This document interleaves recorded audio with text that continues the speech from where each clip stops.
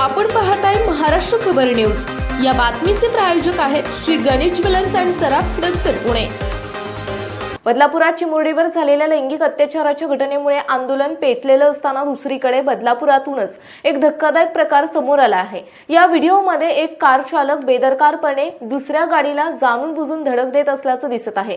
हा व्हिडिओ पाहून कोणाचाही संताप होईल। बदलापूर अंबरनाथ मार्गावर रागाच्या भरात एका व्यक्तीवर गाडी घालण्याची घटना उघडकीस आली आहे।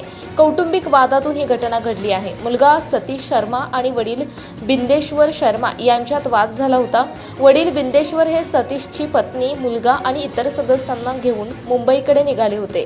त्याच वेळेस मुलगा सतीशने गाडीचा पाठलाग केला। पाठलाग करता करता ते बदलापूर अंबरनाथ मार्गावर आले। एम्पायर प्रकल्पासमोर सतीश शर्माने त्याच्याच कुटुंबातल्या सदस्यांच्या गाडीला धडक दिली। सतीश शर्माच्या गाडीच्या धडकेत 2 पादचारी गाडीखाली फरफटत नेले। सतीश शर्मा एवढ्यावरच थांबला नाही तर त्याने गाडी वळवून पुन्हा त्याची पत्नी, मुलगा असलेल्या गाडीला समोरून धडक दिली।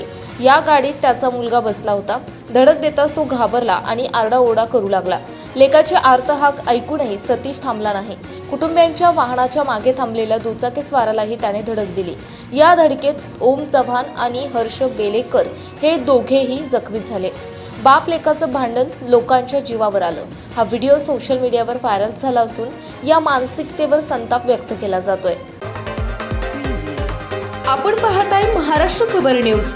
या बातमीचे प्रायोजक आहेत Shri Ganesh jewellers and Saraf Hadapsar Pune.